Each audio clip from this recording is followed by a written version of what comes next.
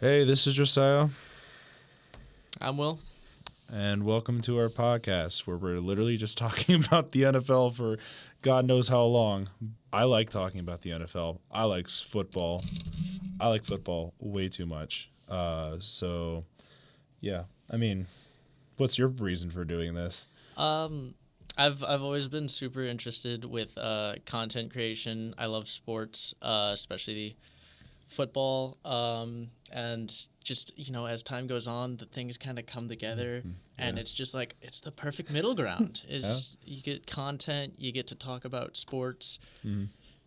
Sports, literally sports. Yeah. Um, I like debating a little bit.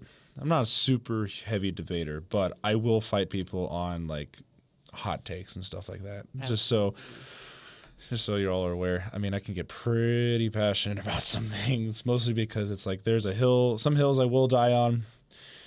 And some people can't change my mind. But maybe you will. Maybe a few times, but that's what the point of this is kind of debating on what we're doing. So we can start with standings if you want. all right, power rankings. We'll just go back and forth. I'm gonna start at 10. Okay. So my number 10 is the Houston Texans.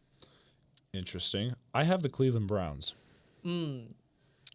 I left them out because it was really tough narrowing it down to 10 teams because I was like top 7 easy, and then I was like I have 6 teams I could fit in this last 3 spots, and Yeah. there like a couple that I left. There's a couple that I left out, being like the Vikings, the Seahawks. It's kind of hard to figure out where they are right now because they just, I don't know. Well, the Vikings just came back from like a what?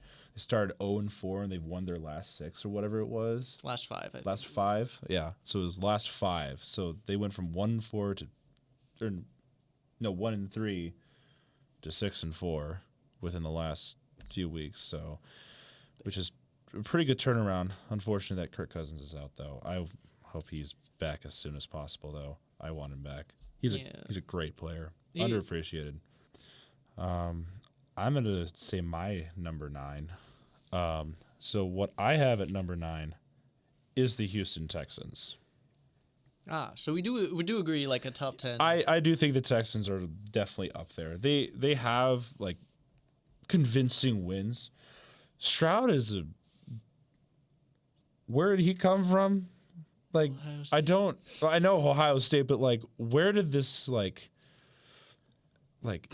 talent come from? I guess like in a sense of like I know he had like those great like moments at like Ohio State and everything, but it's just the thing about Ohio State quarterbacks is that they never prosper in the NFL whatsoever, and then yet here he is. What is it? He didn't have an interception until like what, week 7? He currently has the best Like touchdown interception ratio, I think. touchdown interception at 15-2. 15-2. That's what it was. Yeah, I know he only had 2 interceptions on the year so far. He had 2 fumbles against the Bengals this last week though, but those are not interceptions. Those are not in. Those are not interceptions. But overall, he's done really well.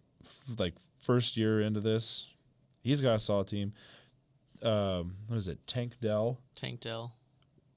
I didn't even hear. I didn't know this guy existed until this year. Yeah, he went to was it like Houston? Was it Houston? I can fact check, but I think it was like Houston or SMU, something like that. Yeah, he went to Houston. Let's go. I didn't. So did he? What? He's a rookie. He is a rookie, so that's why I didn't hear about him. Okay. Yeah, like 2nd or 3rd round pick, I think. 2nd, 3rd round. Okay. That could be wrong, but he's boomed so far. He's got a lot of talent. I want to see him develop.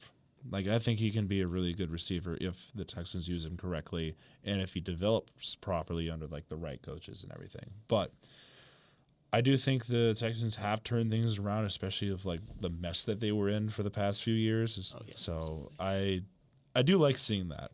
So Yeah, it's a good story, and I think the Texans. The thing that it was hard because I was like I could put the Texans up as far as like 7, and I could also leave them off this list. And I think a large part of it is just the way they've played. Is they're not playing. It's like it's hard because the reason they'd be up to 7 is there are 2 reasons why I think they're winning games, and it's D'Amico Ryans and C.J. Stroud. yeah, definitely C.J. Stroud. Because their defense has not Ryans. been saving them. No, their defense is not as good as I thought it would be.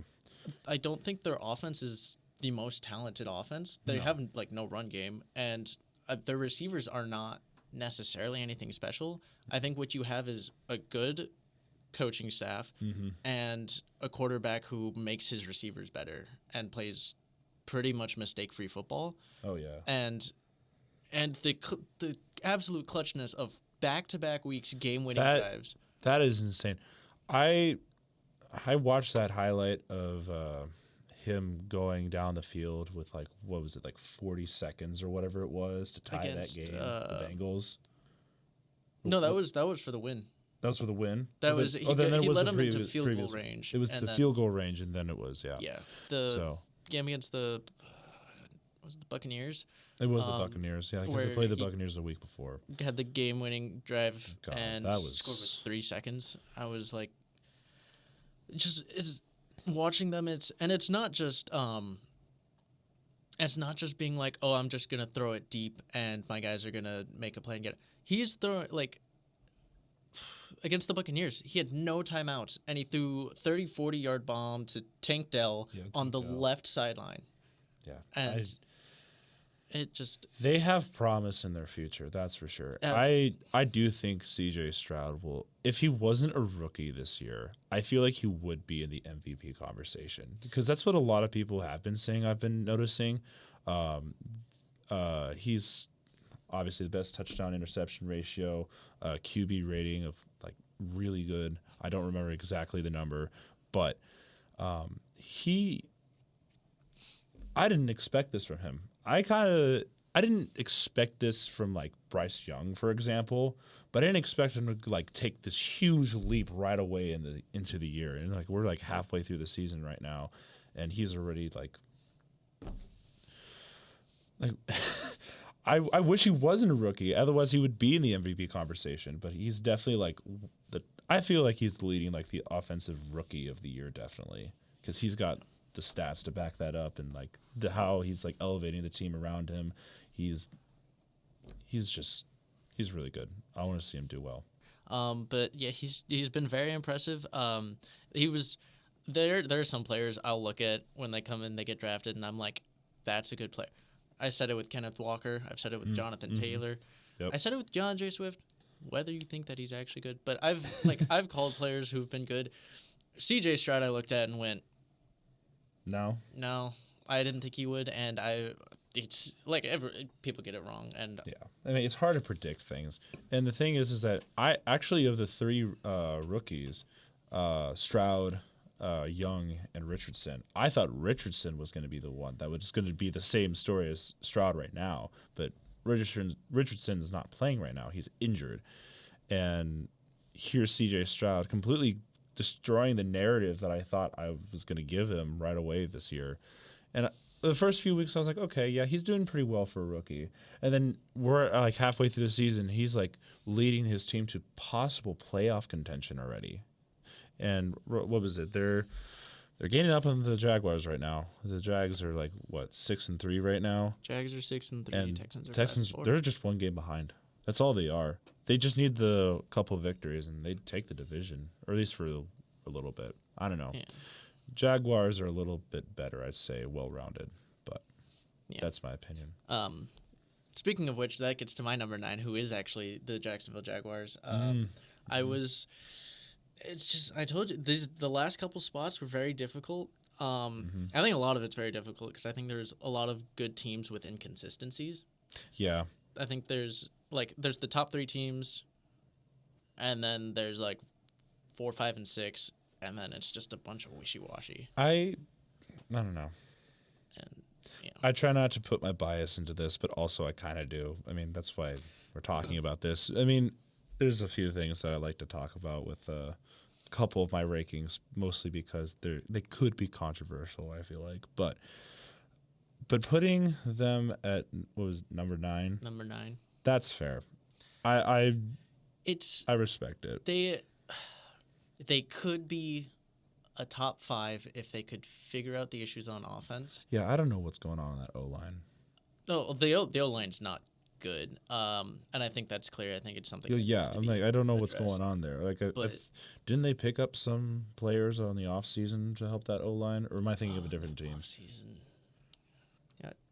Oh yeah, Jacksonville Jaguars, according to some people, or they were ranking on PFF.com. The Jacksonville Jaguars are number 26. One of them's a rookie, right tackle Anton Harrison. So Oh yeah, wasn't he at Oklahoma or something? I believe so. God, if I get Yeah. this right, So like they're if I get this one right, oh, and they're also missing Juwan Taylor and That- Cam Robinson. yeah, that's Well, no. Well, they don't have Juwan Taylor. Cam Robinson is clearly the best lineman until Brandon Sheriff gets back.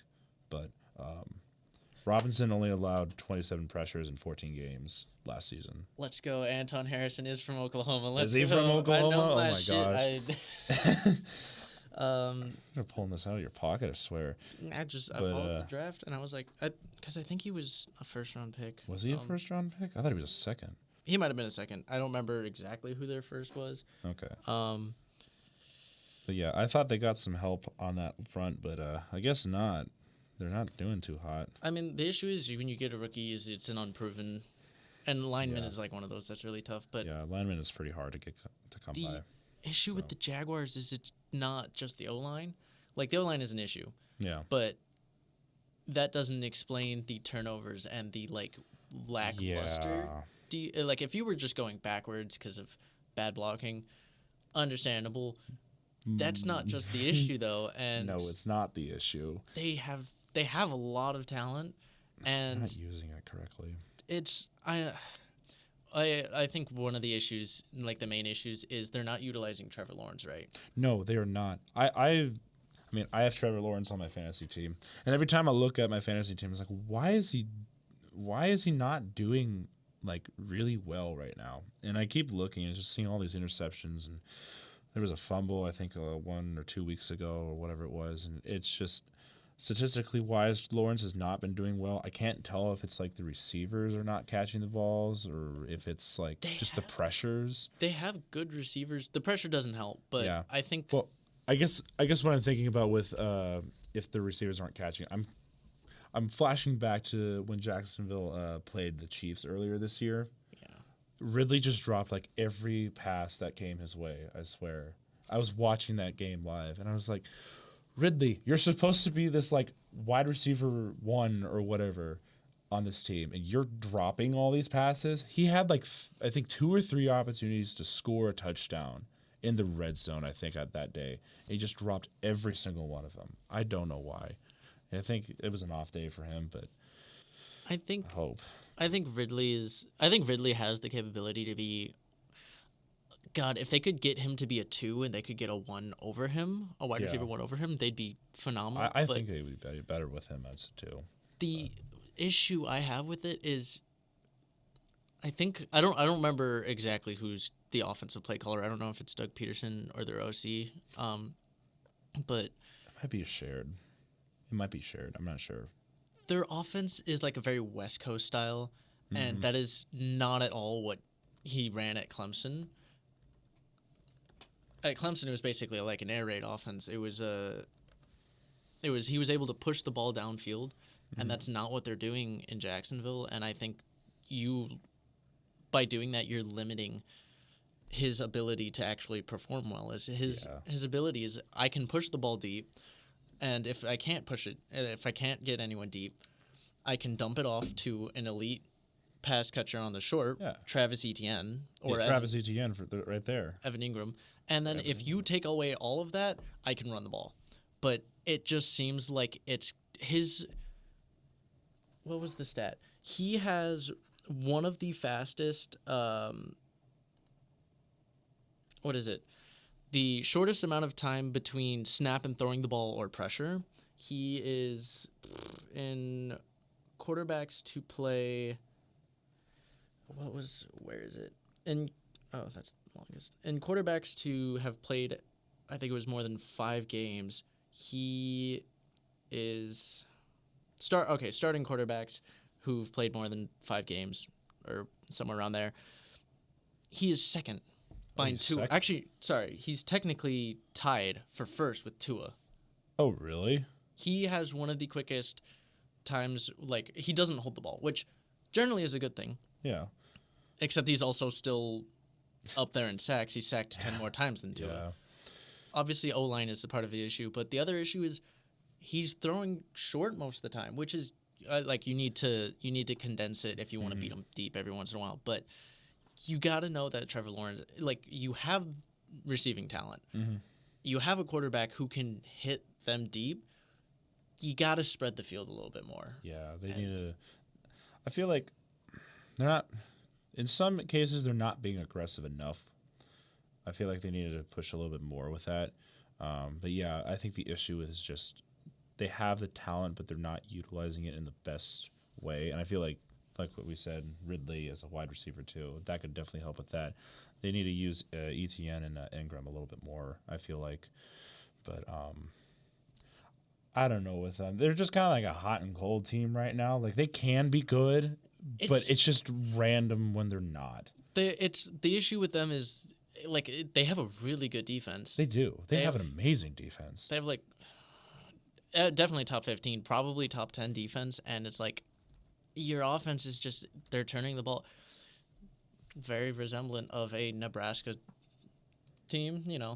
Lots of turnovers, but obviously not on that level, but a lot of turnovers, run the ball really well, but you're just, the difference is, you actually have the capabilities you have the weapons to throw the ball, and it's just either you're not or it's not working, but their passing game is lacking when it shouldn't be. And that's the reason why I have them down at 9. Their defense, Okay. I freaking was good enough to put me in the top 5, but their offense. According to statistics, they're not as good as we thought. Or at least defensive yards average-wise, they're not very good. 353.2 yards Total? on average. They have allowed, 22 touchdowns. So they're ranked number 23 right now. They're not the bottom, but they're on the cusp of being down there. And I don't know why I thought they were like this really amazing unit. I might be thinking of a different unit. But They do have a good defense. I think part of their issue, it's when they let up points. They let up points. 2 games mostly. Yeah. Were the Texans and the 49ers. Oh, yeah, the Niners 34, destroyed that defense. Let up 34, and then Texans let up 37, and it's the defense falling apart like that. It just, I don't know what happened, but it's just, it shouldn't be happening. But, like, if you look at other weeks, and the other thing is you look at points, and it's like, yeah, but you're also talking about a turnover-heavy team. Yeah. So points is either like yards is there's more to it than just points. There's more to the stats than what meets the eye, I feel like, because like they can be a good unit. It's just like you said, the Niners and the Texans, they put up like over 30 points on that defense, wore them out really fast. But I don't know what you do in that situation. I feel like they need to be able to, I think, sustain an offense that can stay on the field a little bit longer so that defense can get rested. I feel like that's another situation, is that defense has been on the field, I feel like, a lot more, at least recently, especially against the Niners. They were on that field really fast and for a long time, so they were tired that entire game. It's just it's what happens when you have a dysfunctional offense that turns over the ball. Yeah, I mean, I feel like they can turn things around, but it might not be this year that they turn that around, unless something crazy happens. But I highly doubt that they're going to be able to change that as far as we are into this season right now. Now the question here: do they give up on Jacksonville and move to London? They're 2-0 in London. They went 2-0. They are 2-0 in London. Yeah, I think this is kind of. I thought of the whole moving to London thing was like actually just a joke for a bit, and then I actually looked into it. I'm like, they are looking to expand. they are looking to expand. And I think Jacksonville would be. What, the London Jaguars? They could figure some out. I don't know. Maybe they go to Tottenham. I don't know how I feel about international teams, but then again, we'll get there when we get there, I feel like, because there's a whole lot of things going into that. I mean, I like the idea of expanding the NFL, but I don't know how many teams they're going to do that. I would if they were to expand. I won't go extensively into it. That's like a different topic. But I think if they do, I would like them to go closer by and go into Canada and Mexico where they already have leagues. Exactly. Like go to Canada, because you got, what was it? In the NBA, you got the Toronto Raptors. Yeah. And then you got like the Montreal Canadiens. Canada NHL has many. Yeah. MLB has some. They've got teams in Canada. So I feel like they could expand a little bit there. They might compete with the CFL market that's sort of existing there. They're already competing with XFL and they're winning easily. Yeah. So I'm not too worried about that. But if they move to Canada, regardless of whether it's Toronto, just Ontario, Montreal, wherever, you're gonna get a fan base. Some fan base, yeah. And I hope that fan base actually comes to fruition if they do happen to expand there. Because I feel like they definitely have the fan base there. It's just I don't know the city well enough to know if they do. I mean, that's gonna be that sort of like smaller market, but like hugely loyal fan base yeah. where it's like, oh yeah, it's Nebraska. We don't have a lot of people here, not a lot of opportunity here, so but like, we will have people come from like 5 hours away just to come watch a game. Yeah, it's like the big thing every Saturday, and at least it's here like, in Nebraska. There's not much to do here. Not really. But yeah, I'll let you go on to 8 because we've been just going slowly through these. I don't know where you have them ranked, but at 8, I have the Dolphins. Interesting. I do have the Dolphins at number 8. Yeah, that was one of the things with the Dolphins is like, I feel like they should be higher, but they haven't proven that they should. They haven't proven they're better than the teams above them. They are 0-3 against winning teams. But this is true, and this is a key talking point. Is because it's their offense has been suspect against good defenses. Yes. But an important thing to remember, this week they get Achane back. That's true. They do get Achane back. Is the what was the stat? He is the has the second highest average by any running back, and the only person above him is Keaton Mitchell, and he has 12 carries. He averages like 12 yards a carry, which is ridiculous in the NFL. It is ridiculous. That is if he sustains even like a 9-yard average, that is like basically unheard of. Yeah, and it's I don't know how that. When he first came to the game, he was running all over the place. What was it, that one game that he was playing in where he had like? No, it was against the Broncos. Yeah, it was probably. He was running everywhere. So I think both him and Mozart, was it combined? They had like what? Didn't they have like 4 touchdowns or something like that? It was a crazy number. I don't know. And here's the thing: is like Mostert for me is like Mostert is good. He's fast. He's so fast, but somehow Achane is more explosive of a running back, and I don't know how that's possible because Mostert is like that was his thing a couple of years ago. Is he was the like fastest running back in the NFL. Mm-hmm. That was his whole thing. He didn't have a lot of other stuff with him, but he was just fast. He was really fast. Achane just. You watch him and it's like, you made Mostert look you make Mostert look like slower and less dynamic of a running back. That man is so fast. How are these people so fast? I probably could run like half of that speed, and I'd be like burned by like I get to the 50. And it's the fact that neither of them are the fastest player on their team No, they're not. because they have They got they have- Hill. they're just speed, and it's like They're fast. It's hard to guard them. which is like it's a classic like college style offense, but they make it work because of how athletic they are. Mm-hmm. But it's like you have Waddle, you have Hill, you have Mostert, you have Achan, and then you have two out there who can just hit all of them. Mm-hmm. And it's like true. I don't even who's their tight end. That's the one thing I don't. Oh, they're tight end. I don't see a lot of the tight end on the Dolphins being active. So like whenever like a tight end gets a touchdown, I'm like, oh, they have a tight end. They have all these wide receivers and running backs. I just keep forgetting they have a tight end half the time. I know Croft got something a week or two ago, but that was about it. Oh yeah, Durham. Is it? I don't know if it's.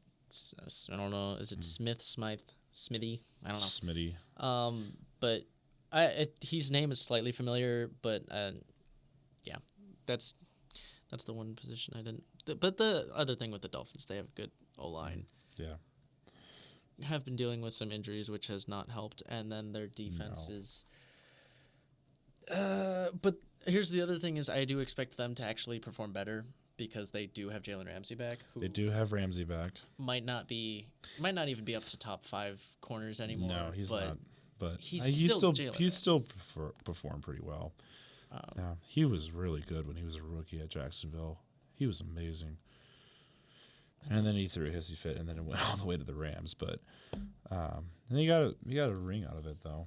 So Yeah, and he was still good in. he was still good in People were still Los saying he was a Angeles. top 5 corner in Los Angeles. Yeah, I think he was at that point too. I just he peaked there, and I think he's just slowly fallen off at that point. But Well, it's that injury, no, yeah, it was definitely the injury What that was was it, ACL? holding him back. Yeah, and it's just it's a tough one to come back from in a position like that. But yeah.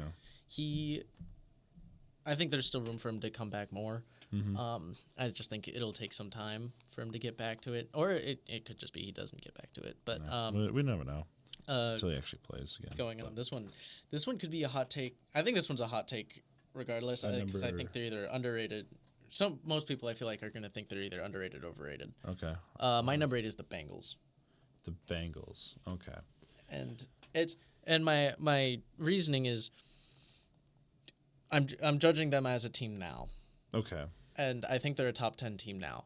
They did just lose a game to the Texans, which Yeah, I do did. have them above the Texans still. But they lost to the Texans, but the Texans have been playing really good. And Yeah, it was a team to beat. That was the situation. And I feel like if either of those teams won, I felt like it was a deserving victory on either side because they were both good teams up to that point. But it was disappointing when the Bengals could not stop Stroud at all. But it was a good game. Yeah. Good game. I think if the Bengals win that game, I have them in the top 5. Oh, really?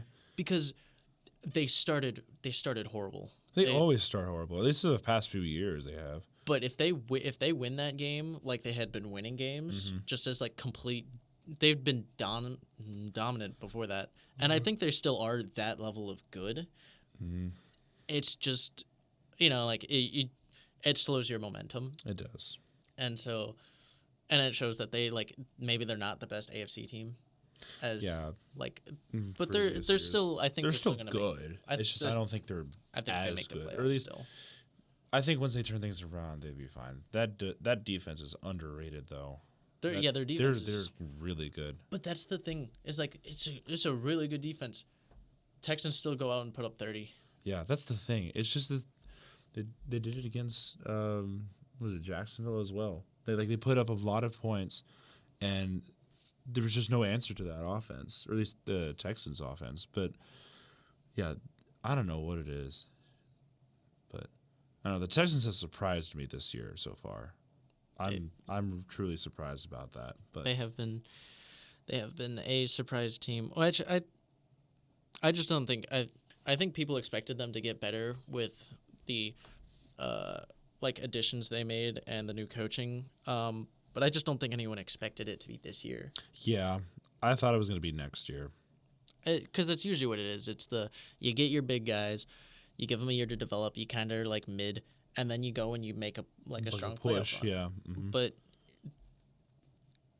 this just goes to show that like if you have the talent, or if you have like young talent and someone who can like channel that, Oh yeah, and that's like it seems like they made a good choice with their coaching staff, which it's the first time they've done that in a while. oh yeah, But definitely.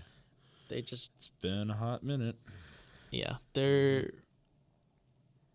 I love how we got back on the Texans. Well, but- they're just a good team. That's why It's- we got to talk about them. It's not just that they're a good team, but it's the turnaround. It's almost like a Lions-esque turnaround, Oh, except they didn't. Wait until we get to the Lions. I want to talk about that. I will gladly I wanna talk about the Lions. that, yeah. I'll let you go on to 7 then, because All right. Well, we already talked about them. I had the Jaguars there. So, I mean, like you said, it was really hard to put those last 4 because, like, some could be above others, some could be lower than others. It's kind of like a toss up, really. But I think from 6 to 1, I definitely have those solid because of many reasons. So, I don't know. It's But- solid, but would you have at 7? 7 for me was also one that we already addressed, which is the Dolphins. Just because That's fair. I Yeah. I have them above the Bengals because the Bengals. The reasoning there is just like the early season stuff is still Yeah. and That's obviously definitely the early season. like again if they had won against the Texans I definitely would have put them above the Dolphins, but I think the Dolphins right now coming out of a bye, getting healthier, mm-hmm. I think they're looking a lot better, and after this week I think they're going to look like a top 5 team because they're playing the Raiders, who we'll get into with like predictions and stuff, but I think right now they just their ceiling is higher, I would say, and that's saying a lot comparing them to the Bengals, who have it the way they are, but they need to start beating. All they need to do is they just need to figure out how to beat winning teams by the end of the regular season. Because if they can do it then, if they can figure out how to beat good defenses, which they have, they're gone. they're Yeah, they're gone. they might be favorites for the AFC. Basically. So, But I'll let you go on to 6. all right. So 6, I have the Cowboys. Interesting. For a few reasons, most of them will depend on like the higher rankings, but Cowboys. I don't have an NFL team, but I don't know. I just have something against the Cowboys. I mean, I obviously. think unless you are a Cowboys unless fan, you are a Cowboys fan, I think most don't everyone, really like the Cowboys. because they're obnoxious. America's team or whatever it they're- is. But It's the every single year. It's the this is our year. this is our year. It's- Yeah. It's easy to hate. It does get tiring. However, I will give credit to Prescott because Prescott has actually been doing pretty decently lately. He's been putting up numbers. He's been helping the team win like really confidently. Specifically, just the recent matchups. Yes, I know that they've played the Giants and have completely crapped all over them. What was the final score last week? It was like 40-something to 17. I think it was like 43 to 17. 49-17. 49-17. Like, congrats, you beat the Giants. However, you did win in convincingly fashion. So I think Prescott is actually doing pretty well this year. He hasn't thrown a lot of interceptions yet. Yet is the key word. He hasn't thrown any crucial ones, which is a good sign of improvement for him. Well, there was the 49ers game. There was the 49ers game. But I'm mostly just talking about in general. There hasn't been a whole lot of crucial mistakes I have seen so far. However, the thing that puts, or at least that makes me want to put them right where they are, is mostly because, well, they lost to Arizona. That was one of the, or at least earlier in the year, I looked at that and I was like, this is just another. They're gonna say this is just a fluke. This is just we're just off this week. Your defense couldn't stop. Was it Dobbs that was playing at that point? Oh yeah, it was Dobbs. They couldn't stop him. They couldn't stop that. They couldn't get past that Arizona defense. And I don't know what ranking the defense is for Arizona, but I don't think they're that good, aren't they?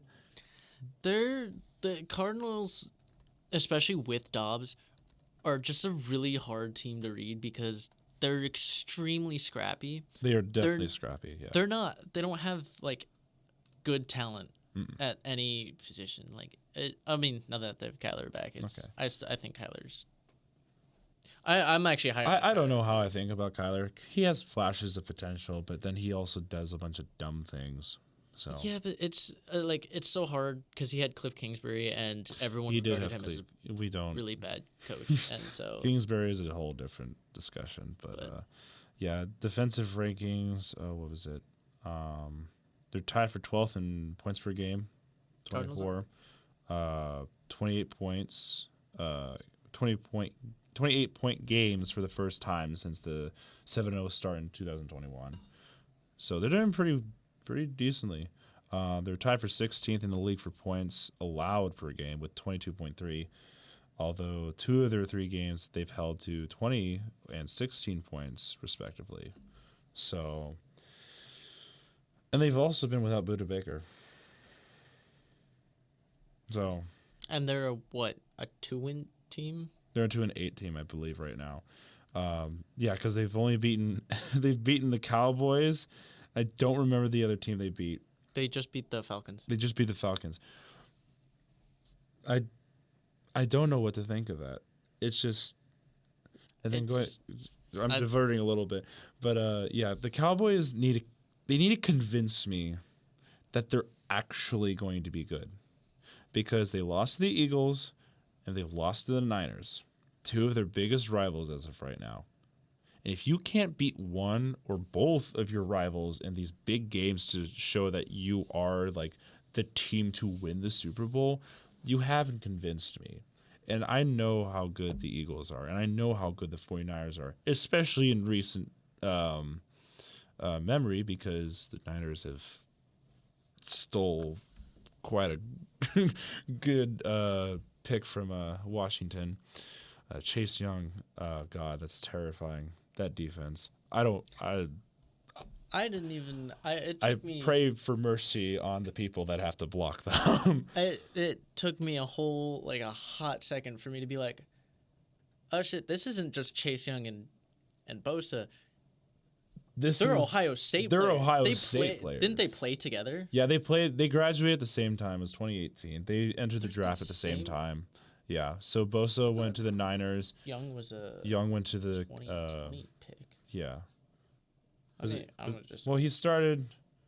Well, I think they played at the same time, but I know Bosa graduated, I think, in 2018. Yeah, I think they left it different. I think Bosa's old because he should be older. I think he's a year older. I just want to fact check. At the very least, he's a year older.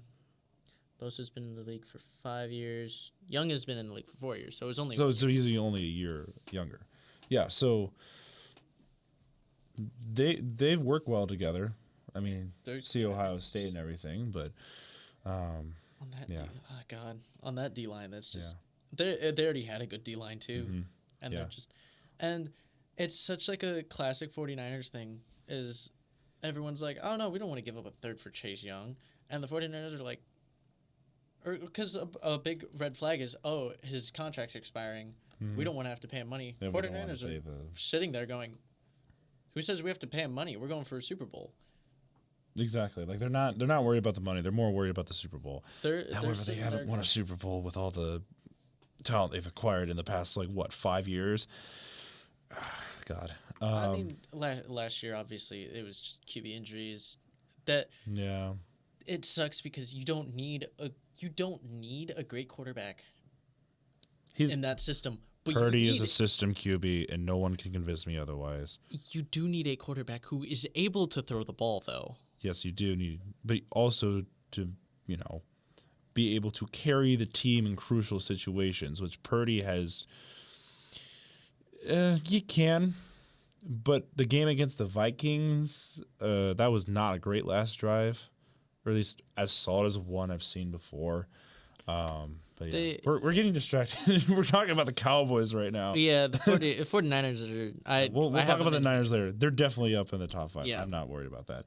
But as of right now, Prescott is doing really well. He's currently have 2,400 yards in total. CeeDee Lamb, he's going crazy. He has 975 yards. And then Bland. Deron Bland. Deron Bland. Tied for, what was the stat? Tied for second, I believe. In most pick sixes in a single season. Yeah, something like that. He has been going crazy. Right, where's the... He has 5 interceptions as of right now. One pick six for tying for the most... One pick six away from tying the most in a season. Yes. So he's...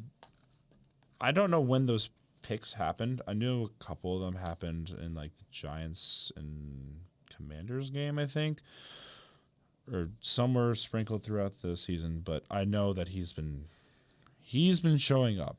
Imagine if they had Trayvon still. Oh yeah, I forgot that Trevon Diggs is out. They're still missing one of their better corners, who I'm a little suspect as far as his coverage, but he's like Deron Bland is. Yeah. They're pick artists. They know how to pick jumping off the ball. Yeah, they know how to do that. But I'm not worried about that. Yeah. But yeah, that's one that was really hard to hear. Leighton Vander Esch, who has struggled with neck injuries, once again out for the year with a neck injury, and people think that this neck injury might be the end of his career. Like, it might be enough to take him off. I think regardless, he's done. Yeah. I think he's done battling. Which sucks because he's a good player. He is. I want him to do well. He's got the vintage neck roll. You gotta love the vintage neck roll. You got the neck roll. But it's injuries have plagued him, and it sucks. Yeah. It sucks to see. But But yeah. That was year what, 6? No, the Cowboys were my 6. Yeah. All right. God. The way you were talking earlier, this has me concerned how you're going to react to this. My 6 is the Detroit Lions. That's fair. I'm not too upset with that one. The Ravens game, and then the defense, because one of the things where I was thought they were definitely a top 5 earlier in the year was their defense was doing really well, and now their defense is letting up 30 points to the Chargers. And something like that, yeah. I mean, historically, the Lions have not had a great defense. Historically, no. But at least in recent memory, they haven't had a great defense, especially last year. Yeah, they did not have a great defense. They were an offensive team, and their offense saved them this week. But it's you can't completely rely on an offense to carry you every single week. It's the coming out of a bye and letting up a defensive performance like that is just. But again, it is the Chargers, who are such a tricky team because they usually lose in 1-score games, and their offense usually does well even against good defenses. Yeah. The only case that I think they didn't was the Chiefs, which I think it was the Chiefs game. They lost, I think, 31-17. Something like that. Yeah, they kept it close for the most part, though. But it's the Chargers are a tricky team because they'll scare you, but they will. They don't win. No, they do not win. And that's. I blame Staley, not Stanley. Staley. I blame Staley because it's just they are a good team. I know they can be. It's just they have so much talent, especially on that defense, and their defense is the thing that struggles. And I'm like, I don't know what it is. I don't know if it's the coaching or it's just the way that they're. I'm pretty sure Staley's their defensive play caller. Is he? I'm pretty sure he is. Okay, well that explains everything then. It does. All right. Well. I mean, I guess the Chargers only scored 17 against the Cowboys, but regardless, it wasn't a close game. I don't think. But yeah, back to the Lions is they have talent everywhere. Mm-hmm. They have young talent pretty much everywhere. Oh yeah, definitely.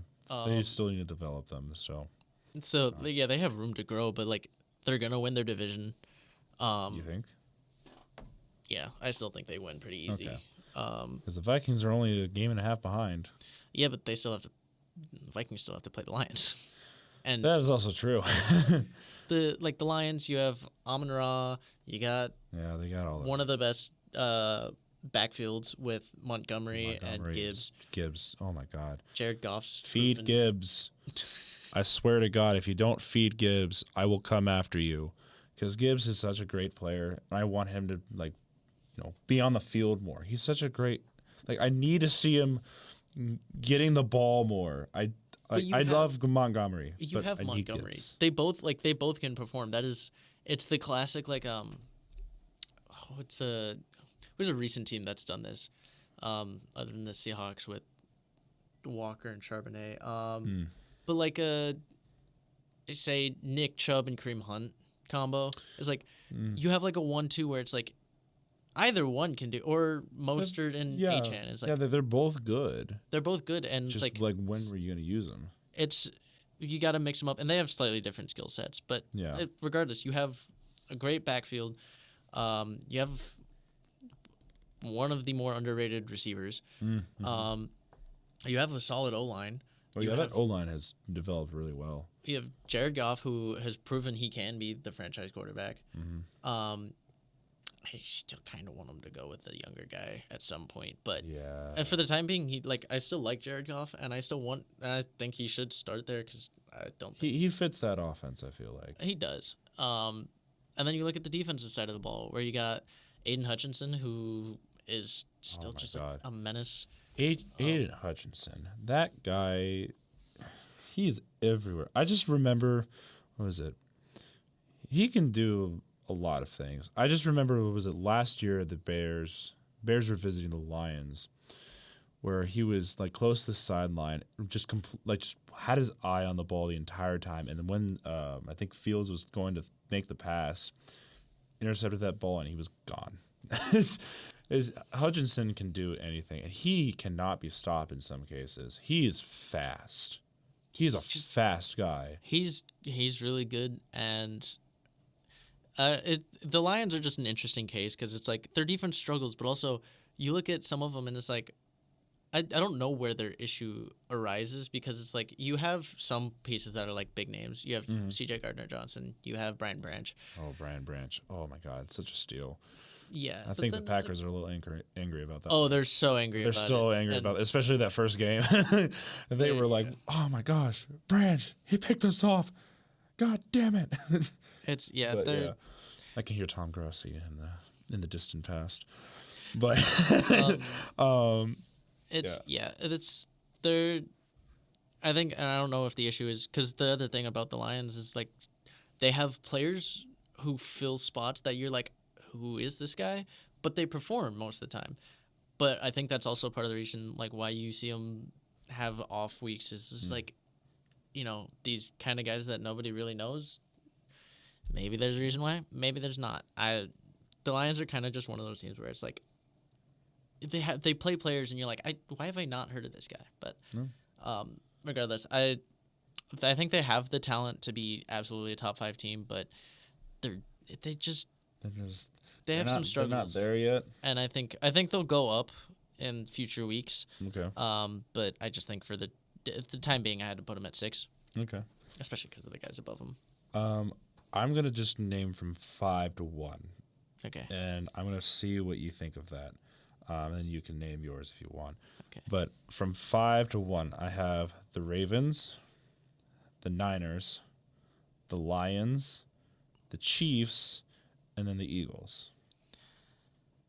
We agreed on 2 of those. We agreed on 2 of them? Okay. I have the Ravens at 5. I wanted to put them higher, but I'm partially biased because I'm a Ravens fan. Yeah, I know. Ravens fan. a lot of people had them, or there are some people who had them all the way up at 1, and really? I was they're not that good. They're not this not week, gonna though. beat Last the week. Chiefs. Oh, okay. Last week they were up at 1, and I was maybe a top 3, maybe a top 3, but I don't think they're that high. Because as a Ravens fans, I see a lot of the concerns, and I'm we have a really good defense. I don't know what it is. we have Something seems off about the I- Ravens every time I watch them. I don't know if it's on offense or defense either. It's just something It's- doesn't click half the time, and then all of a sudden, oh my gosh, they're back in the game. I didn't watch the Browns and Ravens game, but I saw the score and how the Browns were like slowly creeping back. I was like, what is going on? Is something not happening? What's going on? it's So I didn't see the game, but I do know that the Ravens pulled out a very convincing lead right away, but then just completely broke down. It's so the thing. God, the pressure on Deshaun Watson is what. In the early, he threw a pick six on what, like the first or second play. It was like it was like one of the first plays of the game, But and they picked six right away. That was like you would think that would determine the tone of the game right there, but it's apparently Cleveland had another. what it is. Ravens have story. they have a great defense. And I think probably one of hard to say more underrated because I've heard some people talk about them, but I feel like I don't hear enough people talk about them. Yeah, I do think the Ravens have a pretty solid have- line right there. They have a really good defense, and they have an offense that can like absolutely destroy anyone.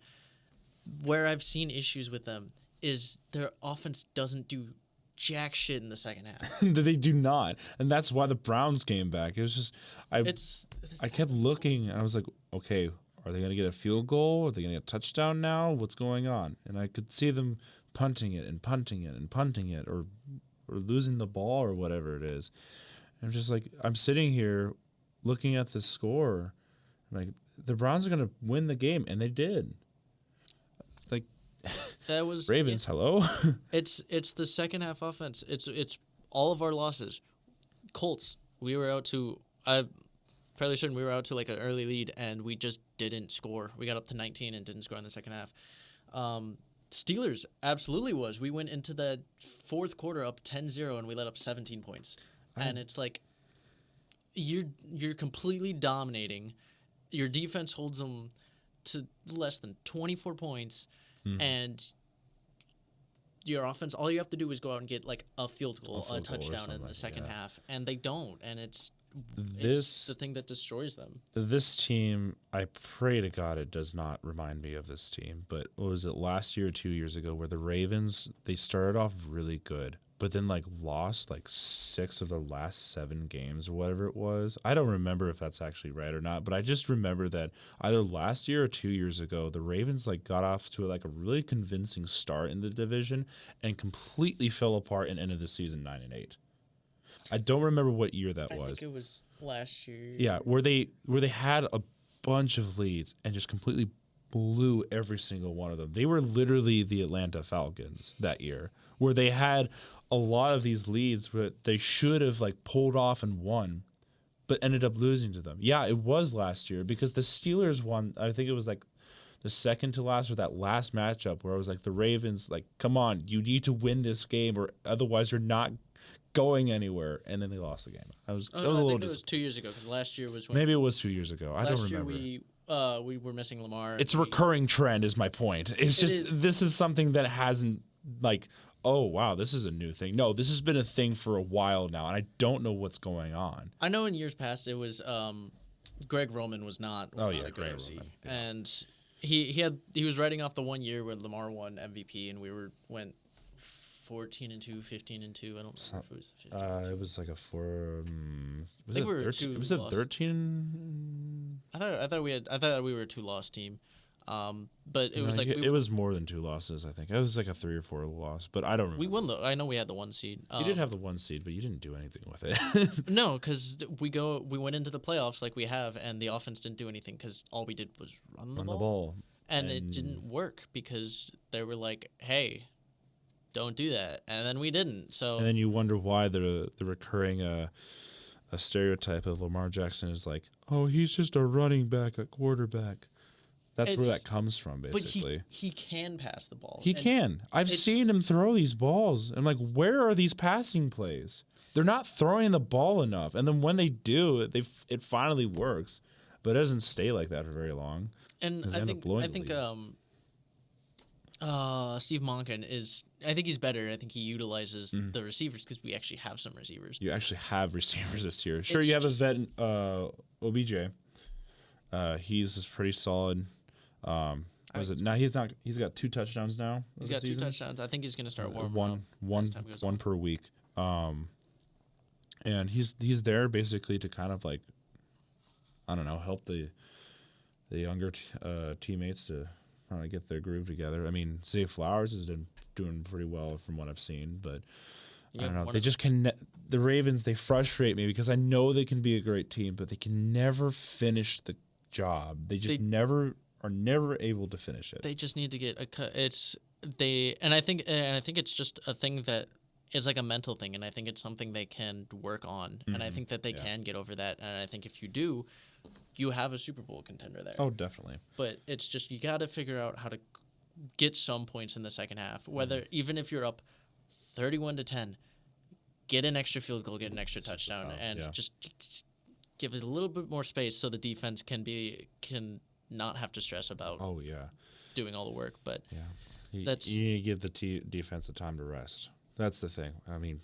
being here in Nebraska, we also have to worry about that all the time because our offense is inept and cannot finish a drive. But the difference is our offense, we like Nebraska's offense, we lack talent, especially at quarterback. We're talentless at quarterback. That's our situation. Well, that's like one of the major situations, but that's... Purdy and Harburg, I think, have the possibility to be good. It's just... They're just not... I haven't seen a lot out of Purdy, and Harburg is still... I think he's still injured right now, but... Well, it'll be interesting seeing what happens against Wisconsin this week. I don't know. Some of these NFL teams remind me way too much of Nebraska, and it's just like, I don't need to see this on the professional stage right now. I just want something different. I need a new script. There are a lot of teams in the NFL right now that are really strong defenses, but like ugly offenses. Or it's vice versa.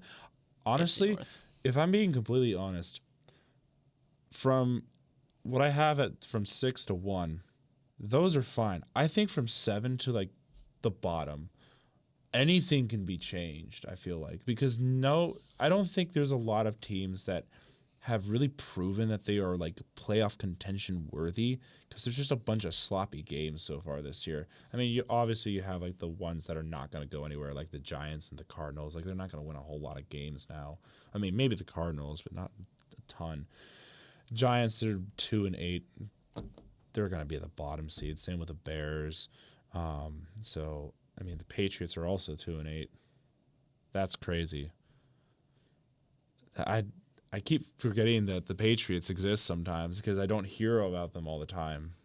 But they don't have anything going for them. They have a struggling offense again, and their defense has lost some of their key players. Yeah, it's time for them to suffer for another 20 years.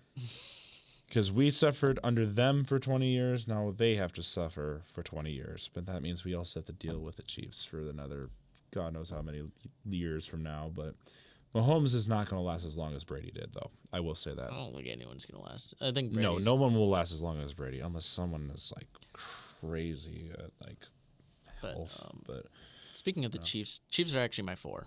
Yeah, you have the Chiefs at 4. I have the Chiefs at 4 because their offense has not looked good. They again a really good defense, but their offense has been the thing that's kind of lost them games. Yeah, I mean, look at their 2 losses. Literally, are a game where Patrick Mahomes had no touchdowns, and you got beat in Mile High by the Broncos. Oh my God, that was such a great day. I'm not even a Broncos fan, and I saw the video of what was it? They were playing "Shake It Off" by Taylor Swift after their victory against the Chiefs. I was very proud. For like just a few seconds, I was like, "Yep, I'm a proud Broncos fan," because it's like the Broncos finally won against the Chiefs since since Peyton Manning retired. It was 16 straight losses, I think. 16 straight losses or whatever it was. They could finally beat the Chiefs, and then they lost their first game the beginning of the year to the Lions. Where they scored 20. And then I don't want to hear the argument that Travis Kelce wasn't there. If you're such a solid team that you think you can beat anybody, you need to be able to, have every position filled as needed. Sure, not every team's going to have all that talent, But I don't know. That was at the beginning of the year where that commentator was like, "Oh, this win is has an asterisk on it, or whatever it was," and I thought, well, they beat the Chiefs, right? I think that's a good, convincing win for the Lions so far, and that's why I put them at 3. Is because that first game of the year, I was like, okay, the Lions they're actually solid this year, and they kept winning and winning and winning. I was like, something's going on. I think the Lions deserve to be at least in the top 3 in my opinion, because they turned that show around from last year where they was like what 1-8 or 1-7. That was 2 years ago. 2 years ago? Because last year they were a Seahawks loss away from making the playoffs. That's right.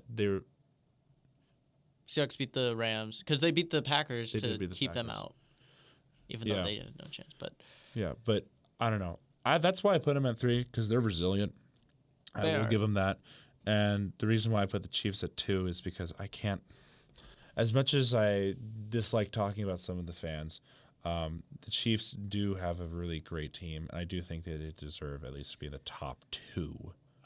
Their team, it's so iffy.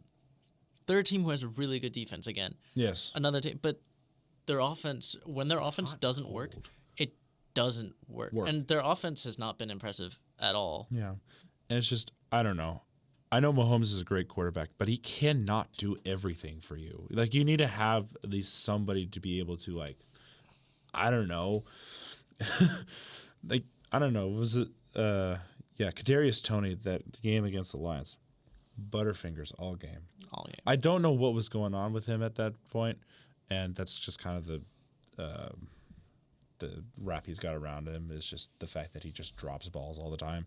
But at that point during the game, they should have subbed him out for somebody. And I think they did at some point. I don't know, but they didn't take him out for that entire game. And then he sort of rebounded later on. But I don't know. It's just the Chiefs find some way to win games. I don't know how they do. It's just that's why I can't count them out of the top 5 for sure. Oh yeah. But it's hard to place them because it's like they can be really, really good, but then they're like really, really inconsistent, and I don't know how I feel about them. For me, it's the offense that holds them that far back. And an interesting point of question, because I know this was a big thing in years past, is Eric Bieniemy, who had been the OC. Everyone was like. He kept being in conversations because he was like, oh, he's like the best OC and he should get a head coaching job. Mm-hmm. But he never did. And they were like, the reasoning was, Patrick Mahomes. You have Patrick Mahomes. Bieniemy's first year gone. The offense looks like this. You look at Washington. Sam Howell is. Sam Howell. He is leading. That man is. I really like Sam good. Howell. He's really good.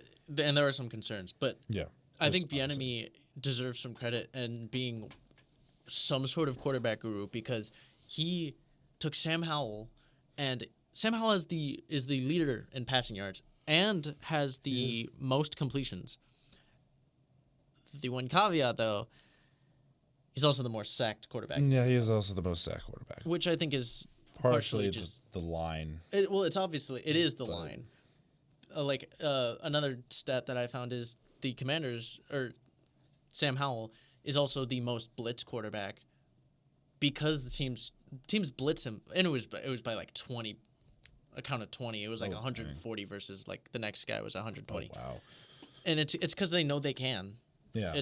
They know they can get to him, and I don't think. I mean, there are some cases he's a second year, and he started one game last year. Mm-hmm. Other than that, he's basically a rookie. Like he had 1 year to sit, but this is his first full year starting. Full year, yeah.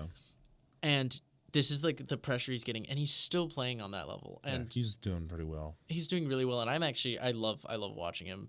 Yeah. And I think Bieniemy deserves a lot of credit. And if I were the Commanders right now, because I know everyone's talking with the new ownership and everything, Ron Rivera's probably on the out. Yeah. And I think if you're the Commanders right now, I don't know how you look externally when you have Bieniemy sitting there proving that he can He take an can offense. take on the offense, yeah. But I don't know. It's just yeah, it was an interesting narrative. But back to the point of the Chiefs is it's the offense for me Yeah. is why they sit so low. Otherwise, if their offense was better, they would be higher. But otherwise, they're still on that same level as like the Jaguars, the Ravens, yeah. and some of the, like and even like teams like the Browns and Steelers. It's just they're winning games still. Games, yeah. Which and I think come playoff time, even if their offense stinks, you have Andy Reid, and I think Andy Reid takes over in the playoffs, and I think that's why they definitely. win. Yeah. But that's my 4. This one's gonna be interesting. My 3 is actually the Cowboys. You put the Cowboys all the way up there. I put them all the way up there, not because of, purely because, not like I'm not looking at. I mean, yeah, they've been dominant against bad teams, but it's just like the Cardinals game. Yeah, the 49ers were really dominant, and the Cowboys suck against the 49ers. And I'm not saying here's when I say the Cowboys are number 3. I think Cowboys get the top wild card spot, and by probably a game or two, like pretty comfortably. Yeah, they're definitely deserving of that. I do not like Mike McCarthy though. I think No. he's a bad coach, and I don't think he's a bad coach. I don't think he's the right fit, and I feel like part of the reason why he got that job to begin with is because Aaron Rodgers kind of carried his career in Green Bay.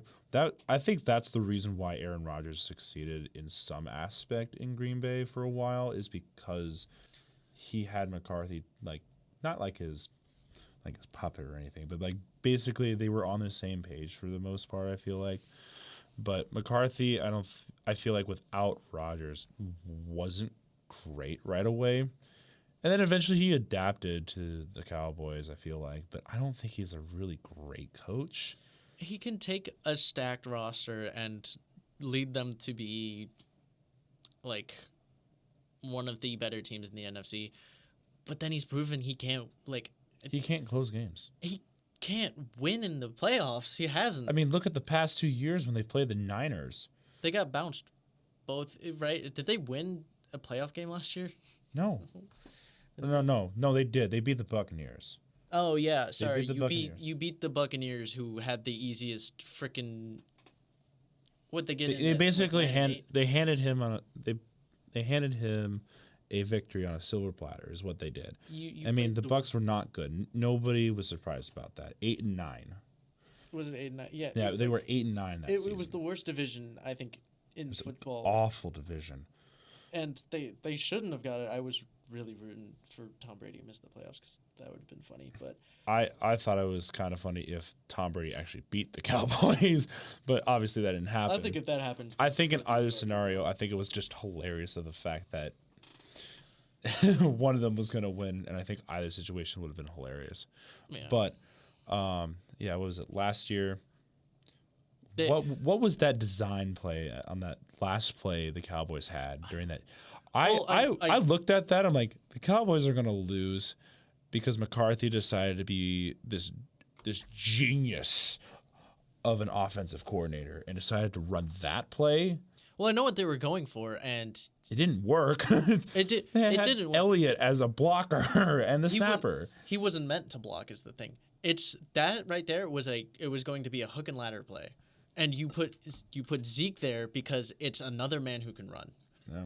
And what's supposed to happen there is it's supposed to be a quick snap and a dump off.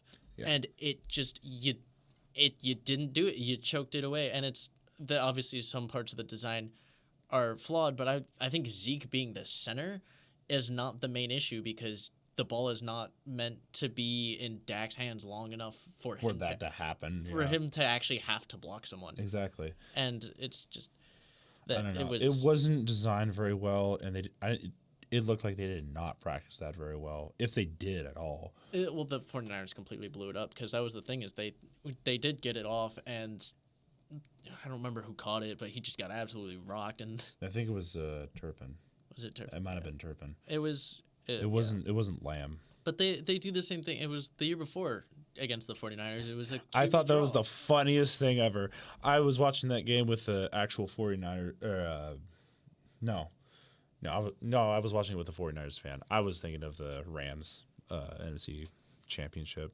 But that same year, I was watching the Niners and Cowboys game, and I saw that last drive, or at least the very ending of that last drive. I watched that, and I'm like, what are you guys doing? You are wasting time. In fact, if you watched like Urinating Tree, he did like a little like breakdown of like how the Cowboys still like what was it? They still had like so much time. Like they were given extra time to run down the field, and they still couldn't get anywhere close to where they needed to be. And I thought it was just hilarious just watching that because I don't think Dak was thinking in that situation. No, it was a design QB. It was draw. it was a design QB draw, but why would you do it at that point in the game with no timeouts? You need to get out of bounds. I think it's just were they down that's by where a field goal? that's where I doubt them. It's just they come up with the dumbest play designs at the dumbest times, and that's why they lose. I think They've shown me that they cannot close a game or to win a game in just a normal fashion. They have to do this like crazy design play that has to like somehow work, but it won't work because they know that it won't. I don't know. It's just the Cowboys will never convince me that they will be anywhere near the NFC Championship if they continue to do stuff like that. I think I it's don't- going to start with Mike McCarthy going. I think they have the pieces. You have one of the best edge rushers in the league. Oh, definitely. You have a top at least 15 receiver. Mm-hmm. You have a good backfield, a good O line. Good O-line. Yeah, You got they a got pretty everything. strong defense now, and it's like Yeah, a little in shambles since they've lost a couple starters, specifically Diggs, but they definitely have the pieces. But it's the coaching that makes me doubt that team. it's It's also the cockiness of the players. They think, I don't know. It's just I want it's to. just part of being a I Cowboys player. like rooting for individual players more than teams. I feel like because there's some players where I'm like, yeah, I want that person. I want that guy to win a Super Bowl. Sam Howell. Sam, if he could, I would cheer for that. And the thing is that I want Parsons to get a Super Bowl, but just the way he rants his mouth sometimes is just, I don't know. I don't like it. But that's just me having a bias against the Cowboys. It's the same thing with me not liking the Steelers a whole lot and the Patriots. But that's just, I don't know. I grew up with that bias, and I just will never, break out of it really until, I don't know. I cheer for underdogs. I cheer for teams that haven't won a championship. That's what I cheer for. Yes, the Browns.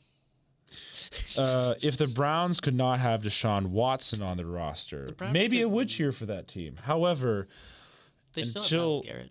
what? They have Myles Garrett. No, they still have Myles Garrett. Actually, Deshaun Watson isn't even gonna play for the rest of the year. Nope. He's out. He's out. He's getting shoulder surgery. That was a point that I was actually going to bring up. Yeah, is I was gonna he's- bring that up too because um, I was like, oh wait, now I can cheer for the Browns now. Now they don't have him. I still can't cheer for the. God, they're kind of. There was a point where I was like, oh, I feel bad for the Browns. I kind of want them to do well, and then they bring in players who they're like the Steelers to me, where it's like they bring in these talented guys, but they're their backgrounds are. God, the Browns are one of those teams. There's so many players I want to root for and I want a championship, but there's just some pieces where I'm like, I can't cheer for you because of either your attitude, your background, or just I don't know, sometimes the team you're on. Sometimes I just don't want that team to win. But that's just me. I'm sort of like in that same boat. Like especially when you talked about just individual players, is like I don't like the Browns. I don't, but I do love Nick Chubb. He's such a lovable guy. He doesn't do anything. He doesn't run his mouth. He's just a he's good just a good player, player. who's humble. And Like it's I want in this sense, I want the Browns to win, not the team that they currently have, but like the organization to win something. Like I want that organization to finally have a championship, but not with some of the people they currently have. Yeah, if but that makes sense. I don't think I can support an NFL that has been dominated by a team that is orange and brown and is an elf as As an their elf, like. yeah, I get that. I They can't. need to be. I I want 'em to be know big. the name is sacred and everything, but like, you gotta move on at some point. I was just Color looking at the Cleveland Browns. I don't know, but obviously, for me, I don't think I mentioned it, but obviously Eagles are number one. I think they're the most complete team right now. Oh, I mean, there's I no agree. doubt about it. They're the best team. Well, I mean, they are playing the Chiefs this week, but And they are put. I want to go into like the score predictions here in a little bit, but yeah, the Niners I have at 4. I know it jumped back down, but like they're good. I don't know what happened the previous 3 weeks before their bye. I don't know if it was just a collapse of the defense or if it was just the offense was not able to get anything moving. But Purdy has not looked all that good, or at least in recent memory. Like he's been good, but he's made a lot of mistakes, and I think he needs to be able to clean those up. And I don't think Purdy is that great. I think he's good. He's serviceable. I don't think he's that good. That's why I call him a system QB. so I have the 49ers all the way up at 2.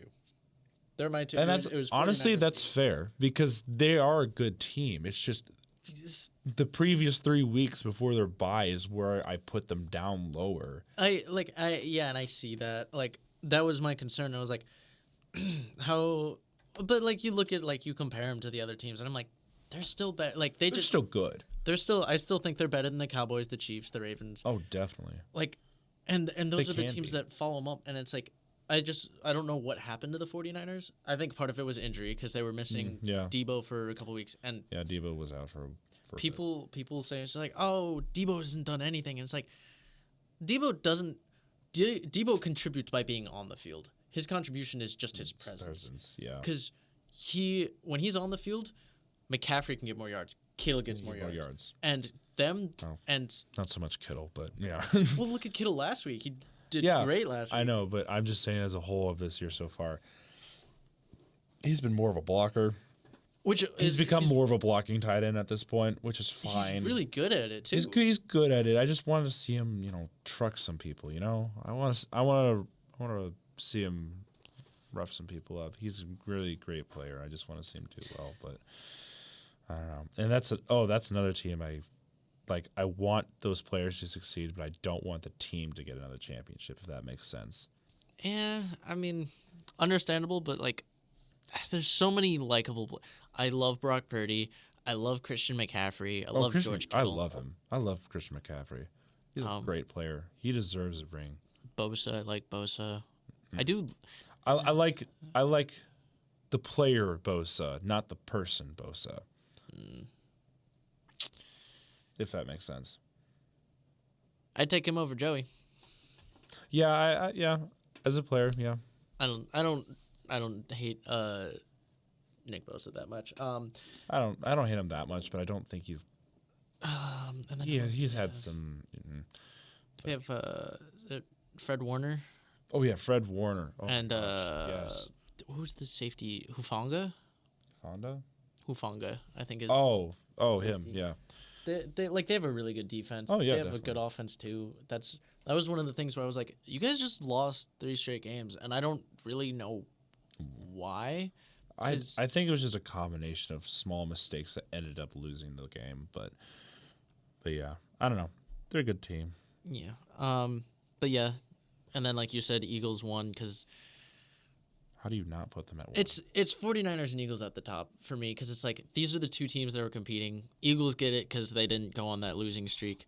Their one loss is to the Jets, which, but I they're- think it was that weird off week. I don't know what was going on. I watched that game live, and I was trying to figure out why Hurts was struggling. I mean the Jets do have a really good. They have a defense. good defense. Don't get me They're wrong. another It's one just of those teams. how. It just baffled me how they weren't able to win. I don't know. It was just a really off day. I watched that game was really weird to watch. It's like something was off, and I don't know what was going on. But Yeah. Eagles are 8-1, best record in the league. I gotta give them that number 1. Yeah, that's honestly like the only difference is if the 49ers had only lost, like if 49ers lost only to the Vikings, they're literally even, because I'm like, you look at anything, it's like good offense, good defense, good defense. Both went out and got key points in before the trade deadline, because Eagles went out and they were like, oh, we don't really need a safety, but we're gonna go get Kevin Byard because we can. And we're gonna fleece the Titans again. But you look at the 49ers and it's like, they're like, oh, we have a really good defense, really strong D-line. That's what they're known for, really strong D-line. And they're like, yeah, let's go get Chase Young. Why? Okay, why? Because they want a Super Bowl. That's why they want it. It's just because he can do good. And it's like, Yeah. It's if they didn't go on that losing streak, it'd be those two, and it would be impossible to decide between them. They would not be stopped. But yeah, just to recap, I have Texans 10, 9 Jaguars, 8 Bengals, 7 Dolphins, 6 Lions, 5 Ravens, 4 Chiefs, 3 Cowboys, 2 49ers, and 1 Eagles. And then from 10 to 1 for me is the Browns, Texans, Dolphins, Jags, Cowboys, Ravens, Niners, Lions, Chiefs, and Eagles. So that's where I have my standings currently. But obviously, this week will determine if things will shift or not. And speaking of, predictions on the matchups. Honestly, there were a few games that I couldn't decide who I wanted or I think would win because I don't know. Here's my first 3 games. I think you're gonna lose your mind on this one. The Bengals are gonna beat the Ravens 31-27. The Raiders are gonna beat the Dolphins 21-17, and the Steelers are gonna lose to the Browns 20-17. I didn't do scores. Yeah, but I just did, that's like, what I random put stuff. in. But I can see the Bengals winning. Ravens have their concerns, and like I said, the Bengals are on the up and up. Yeah, they're on the up. I'm as a Ravens fan. I mean, I think regardless of who we play, I think I'm just going to be that Ravens fan who's going to pick them every single week. But I think we still have. I'm not saying we might not necessarily be the team that can win every game, but I think we can beat the Bengals. Yeah. I wouldn't say necessarily we are favorites, although I'm pretty sure ESPN has us as favorites. Yeah. But many things can happen. I definitely see that as definitely a winnable game. It's just can we use our offense? And the Bengals have a good defense, but so do we. So we don't need to score the most points. Yeah. We just need to utilize the players on our team, and that is what we didn't do against the Browns. Is we didn't use Keaton Mitchell after a week after he had over 100 yards. We gave him the ball 3 times. Yeah, I don't know why you didn't use him. But. Honestly, it's offensive coaching, and I think Monken is doing a better job. And I forget where he came from, or no, it was Georgia. I think he was the Georgia OC last year. Oh yeah. But he's coming from college. Maybe give him the benefit of the doubt where he has to learn a little bit. But it's different. If we can get that down, I think we're definitely a top 3 team. And I think that alone. I think they can justify the Ravens winning. Yeah. Honestly, it's just hard for me to tell because Bengals are a good team, but they've had their struggles as well. But personally, I'm going with the Ravens. That's the Thursday night game, and then we got Pittsburgh and Cleveland. I took Cleveland. I took Cleveland before the Deshaun Watson injury came out, but I think even without him. There came out that they were going to start Dorian Thompson-Robinson, who is a quarterback who I want to succeed. He's another player that I root for. What was it during the preseason? I think it was last year, I believe. He's a rookie this year. Earlier this year. It was. I don't know if you've seen the clip of him throwing the block and then laying down there. Yes, he's so funny. But he's just man. He's an easy guy to root for. I want him to do well, especially going against the Steelers. The only team I hate probably more than the Browns is the Steelers. Steelers can. But I do see the Browns actually winning this one just because they've proven that their offense can do something. While the Steelers have proven that their offense can do something in the fourth quarter. Just not the entire game. Not the entire game. Both teams with a really good defense, and I think It will come down to defense. I feel like in that game. And I think the Browns have a better defense.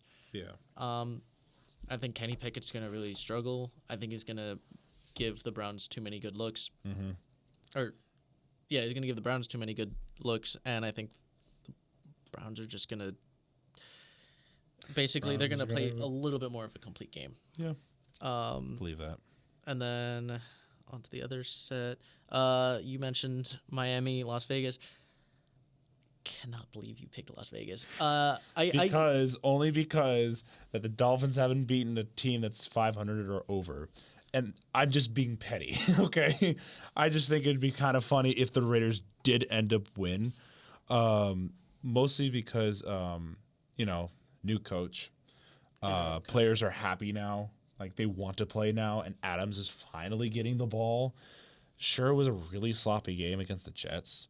However, I think it would be really funny if the Raiders did end up beating the Dolphins. But that's just... I'm just being petty on that. I agree. But, I think it would be funny, but also be very concerning for the Dolphins. It would be concerning, yes. But I do think... I don't see it being...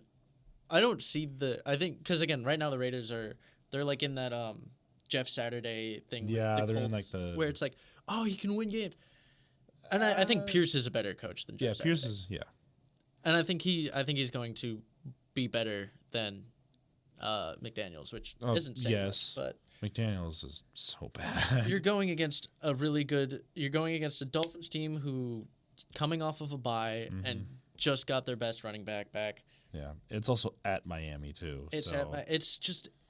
I think it's Miami's chance, and I think with Achane coming back and that bye week, I think this is the point where the Dolphins prove that they can win, because this is going to be the next couple of weeks is when they have to prove it, and I think that's what they're going to do because I don't see anyone else winning that division other than them. So yeah, and I'm just kind of looking at my predictions for this week 11. The only major, I think, upset I can see right now, I think the Jets are going to beat the Bills. It's definitely a possibility. I said 24-20. The one reason why I can't definitively say what's going, if everything was the same as last week, yes, but as you've probably seen in the news, the Bills fired OC Ken Dorsey, and they have interim Joe Brady in there. And yes, but has Allen fixed his habit of throwing picks? That's my next question. I think that's a coaching thing. You think it's a coaching thing? I think it's a both issue. He's turnover prone, but he's always been turnover prone. Yeah, I know that. But it's just he just never is able to solve that issue, and it's a glaring one too.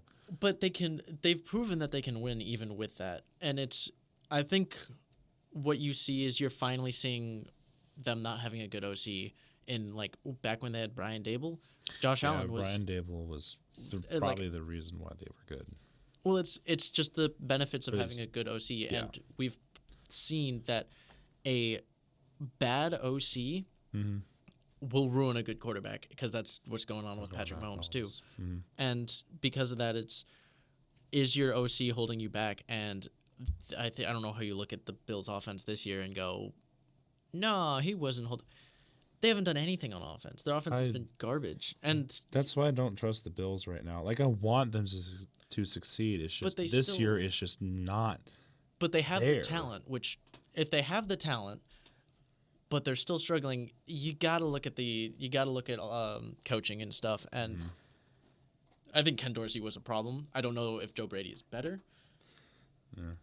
But that is why I was giving them the benefit of the doubt, because I think with Ken Dorsey still there, Bills-Jets is a toss-up, because both have bad offenses. And the games that the Bills have lost have at least been close. They have been close, yes, And but it shouldn't have been close for some of them. That's my point. Yeah, they shouldn't. And So, I can see them losing, but with the Jets coming off, like, I don't. It's hard for me to realistically say that to pick the Jets against the Bills. It's just like, especially since they already got that win. I think the Bills are probably tired of hearing it from the Jets, and they're just like, okay, this is when we're just gonna shut you up. Time, yeah. So Yeah, just to go through a couple more. I'm just gonna go down the slate. Chicago, Detroit. I picked Detroit. I think that one's Detroit's pretty easy. Pretty obvious, yeah.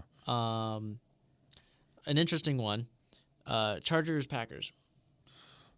That one At I had Green to Bay. think about because it's like I don't trust Staley, but I also don't trust Jordan Love, and I feel like certain pieces will play out where the Packers will win.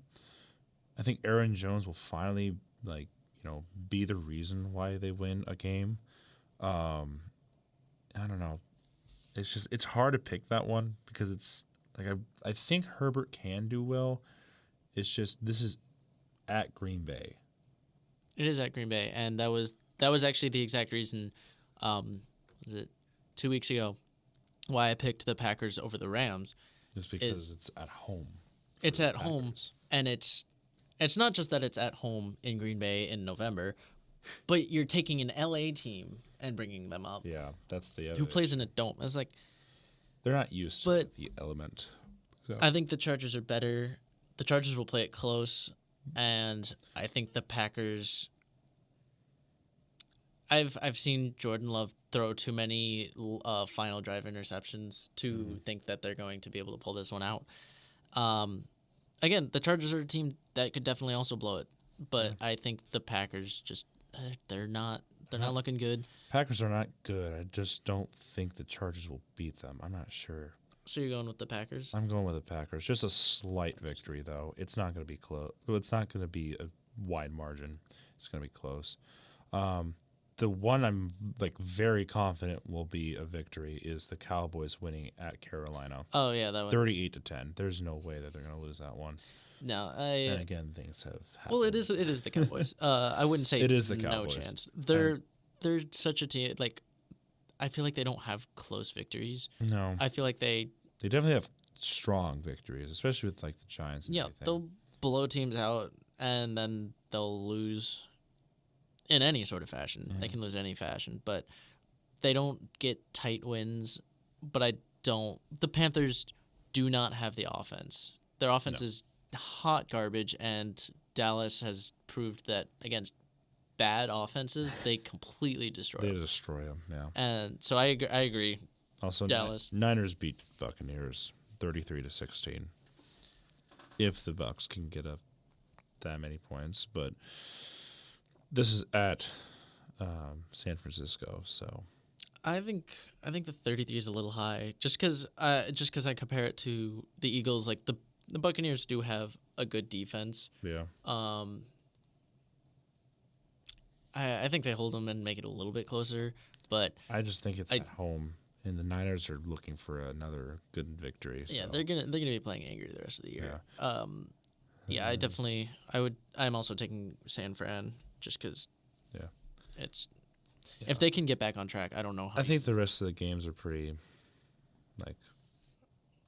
they're pretty easy to figure out. Well, although the one game I will say, the Eagles will beat the Chiefs 38-35. Oh wow! I mean, I agree with the Eagles. You think the Chiefs are going to put up 35 points? I'm doing that because of the Super Bowl. Because the Chiefs won 38-35. Yeah. But that's. I do think the Eagles will win. I don't know if it will be that close, but I'm just putting up that score because I thought it would just be kind of That one kind of seems like a more of a last year kind of deal. Well, no, I just mean score wise. I think it's just knowing the teams. Maybe more like a 17-23 sort of game. Just that's because Chiefs again, really good scoring defense, really bad scoring offense, and Philly also is like a good defense, but they have a good offense, which is Eagles are also visiting the Chiefs, so it's an away game for the Eagles. yeah. I don't see how the Chiefs can beat a team who has a good defense and a good offense, because you can hold them to like 20-some points. Yeah, but are you going to be able to score against a good team? And they haven't. I don't think they've proven that. Like even against the Dolphins. So yeah, I mean, but yeah, let's see who else. Washington versus Giants. I picked Washington. Yeah, I did too. A little bit of bias, and also because Giants aren't good, but the Giants did beat the Commanders earlier, and I have no idea what the stats are, but I know, or I've heard that Saquon runs really well against the Commanders. Or at least statistically, I believe so. And obviously, Commanders dumping off two of their best D linemen is going to create concern, but I still think Sam Howell, even if he's pressured a bunch, I still think he does enough. Tennessee, Jacksonville, I'm taking the Jags. Same here. I think it will be a pretty convincing win as well. I think 34-14. I don't know. I put them up that high because the thing is that the Titans suck in Jacksonville. They have a terrible record in Jacksonville, and they can. Was it last year or 2 years ago? It was last year where the Titans, when they needed to get a win in Jacksonville to finally get back into the postseason, couldn't win it. The previous year, couldn't win it. Yeah, they just never win in Jacksonville. I feel like. I believe they are the AFC South is teams that they struggle against each other so much, and it's like a consistent struggle. So but it's interesting though. It's a toss up sometimes, but just not with Titans at Jacksonville. Will Levis is someone who I'm interested to see where he goes. I hope he does well. I liked that game he had against who was it? Who were they playing? Help me here. Falcons? Was it the Falcons? I think so. And the Oilers jerseys. I don't know, but whatever it was, I hope he does well. But then the other games that I have I think the Seahawks will beat the Rams. Vikings will beat the Broncos. Unless you have a very strong argument against that, but let's see. What did we miss? We did skip over the Houston Arizona one, but I think that's closer than people think. Because people are really high on the Texans and CJ Stroud, and they're not acknowledging that Kyler Murray came back from an ACL tear. I believe and so, he looks fast. He's fine. So I think he's fine. I think the coaching is a lot better, but I think even with a crappy team, I think the Cardinals still play scrappy and keep that one close. I do still have the Texans winning. Yeah. But then we have whatever that one. The Minnesota-Denver one was one that I was actually back and forth on because really both teams have turned it around. Yeah, the Broncos have a little bit. I'm still not fully on the ride yet, because the ride has crashed and burned several times in the past couple of years. But I do have the Vikings winning, only because I don't know. It's just I trust Dobbs, and I trust the fact that they can pull off a victory. Actually, I'm not sure. So, I did take the Vikings, and more. Besides the fact that I think the Vikings now have either tied for or the longest active win streak. Mm-hmm. Josh Dobbs is 2-0 in Minnesota. That was a talking point of mine. He's 43 for 64, 426 passing yards, 3 passing touchdowns, 110 rushing yards with 2 rushing touchdowns. The reason they're both teams that are on pretty good win streaks, and both in situations where they need to keep winning in order to turn it around to keep their playoff hopes alive. And I think the Vikings have a better chance of getting there, but I don't think the Broncos. Well, yeah, because the NFC is Eagles, 49ers, Cowboys, Lions, and then the wild cards are all open. All open. But I think the AFC is like pretty tight. I don't think the Broncos are going anywhere if they don't win certain games. The Broncos need to get to a winning record because you need to beat out the Steelers. Obviously. Browns could crash and burn without Deshaun. Yeah, they could. That's the key word. They could.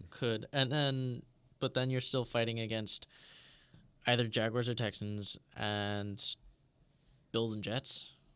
And maybe the Chargers. Maybe the Chargers. I don't know. I don't. If they keep Staley, I don't think they will. But no. Yeah, they're both in positions where they have proven that they've turned things around since the beginning of the year. Broncos honestly are more impressive for me because they went from a team who let up 70 points to they just won a game against the Bills by a field goal or whatever. But by allowing 22 points, and it's like that's pretty good. That is a defensive turnaround, and it allows them to play probably the way they will play the rest of the year, which is scrappy football. They have to see Russell Wilson. Russell Wilson's been good. He's been doing better. He's been doing better. Stat? He had the second best touchdown to interception ratio at like 7. It was either 17-4 or 18-4. He only has 4 picks and 17, 18 touchdowns. So he's up there. He's doing better. I'm not entirely on the ride yet, but I do. He has his moments, but he's not like turning the ball over as much. Yeah. So he's doing better. Again, I did pick the Vikings just because I'm like, Josh Dobbs has looked really good. Yeah, I think Dobbs will lead them. Especially if Justin Jefferson comes back. I think he's not expected. They're trying to get him to come back. I just looked that up, and it sounds like Justin Jefferson is going to try and come back this week. Yeah, that's a huge maybe. I think they'll have him sit. I think that actually could, because that is, you got your 3 primetime games. I think they all could be really good because you got definitely Ravens Bengals on Thursday night. Minnesota Denver on Sunday night, which I think a lot of people are going to think it sucks, but actually could be a good game. It could be a good game. And then Super Bowl rematch. Yeah, obviously. Everyone's going to be looking forward to it. I'm going to try my best to watch that game. But it's just, the Vikings and Broncos game, it could be a toss-up because I could see either of them.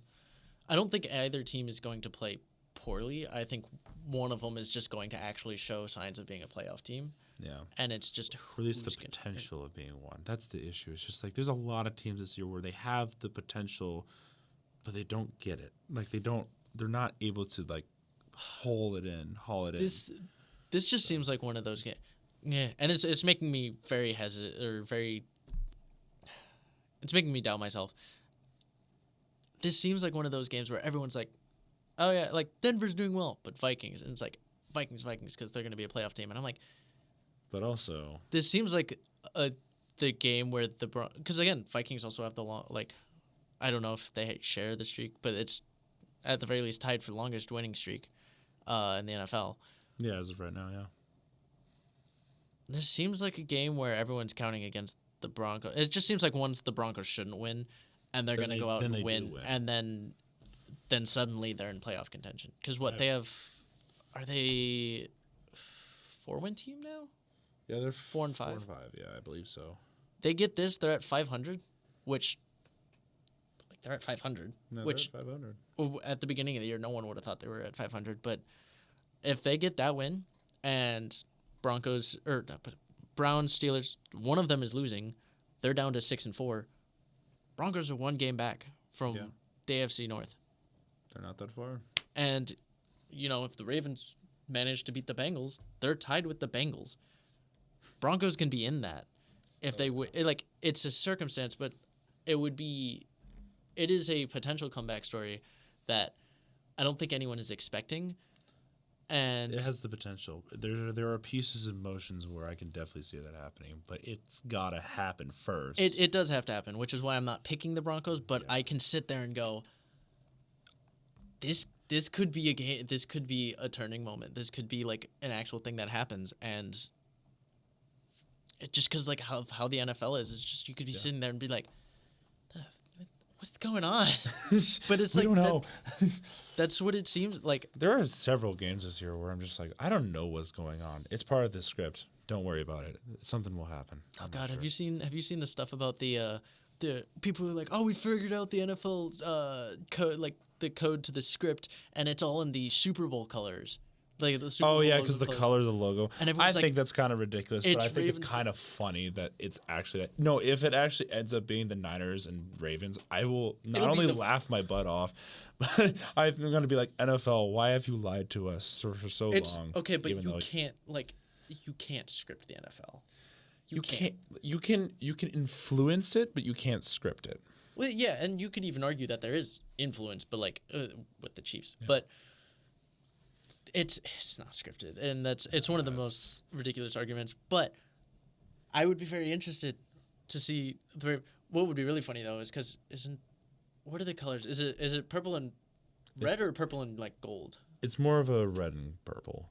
Is it a red and purple? It's a red and purple. That's what I was hoping for because everyone's like, oh, Ravens 49ers. That's what it's gonna It's a be. And I'm like, rematch. watch it just be like Ravens Falcons or something, and it's like, That would be hilarious. and it's just like the Falcons will choke again. an NFC team, just like a red NFC team, turns it around, makes Yeah. the playoffs. That and- actually would be funny though. Falcons and Ravens. Who will choke first? oh, I think if it's Falcons Ravens, I think Ravens have that. Yeah, because Easy. it's like for the past few years, it's like Ravens are not able to seal out the deal. The Falcons are only notorious for blowing leads, 28-3. That will never die out.